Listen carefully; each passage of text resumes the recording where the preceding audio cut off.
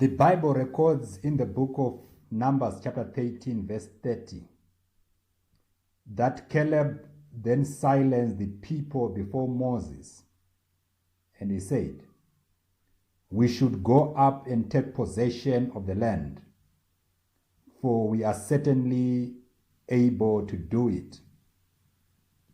What you believe as a person can change anything and everything in your life. Like the Israelites en route to the promised land, we face different giants of problems, whether physically, spiritually, or emotionally. Within each person's promised land are giants and mountains that appear insurmountable. There is too much negativity around us. Inasmuch as there was so much negativity around the Israelites as they traversed the wilderness to the promised land. These negatives come in the form of disasters, they come in the form of crimes, corruption, diseases, health problems, and even financial problems. These negative things are the giants that we face each and every day. But if we focus on the negatives, we will never be the people that God has intended us to be. And we will never reach the particular destiny that has been set for us by God. Each and every individual has a choice to make. Either to focus on the giants in the promised land or to focus on the grapes. Don't focus on yourself as a person because you are incapacitated.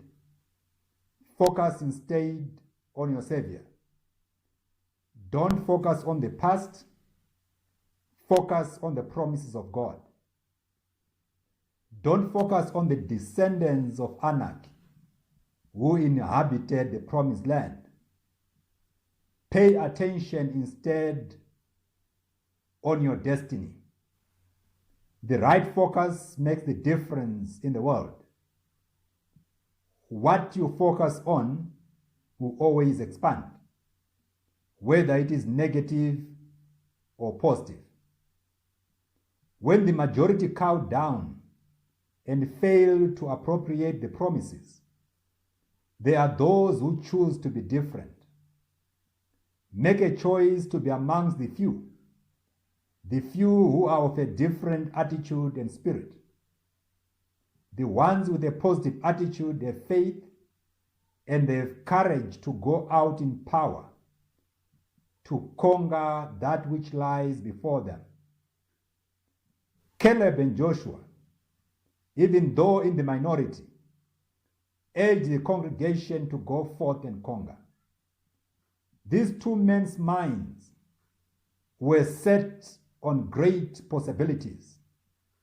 They were deeply convicted on how God had led their way through and through. There was no way God was going to dump them in the wilderness. Caleb and Joshua focused on the grapes. They said, "Let's go up at once and take possession because we are well able to overcome it." Even though the evidence from the land of promise was before everyone in the form of the fruit, whether they were the figs or the pomegranates or the grapes. They, however, chose to listen to the negative report. This is because people are affected more by the bad news than the good news. The 10 spies focused on the challenges instead of the opportunities. They were driven by a negative attitude instead of being positive.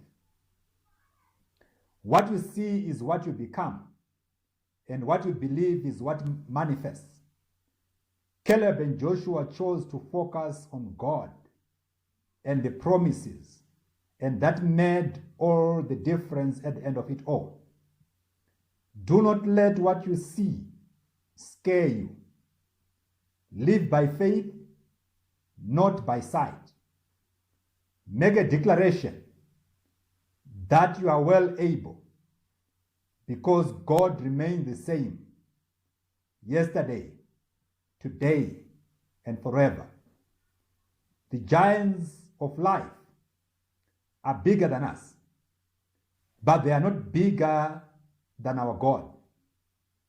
Our giant problems are like grasshoppers in God's sight. Never focus on yourself, but focus on your Savior instead.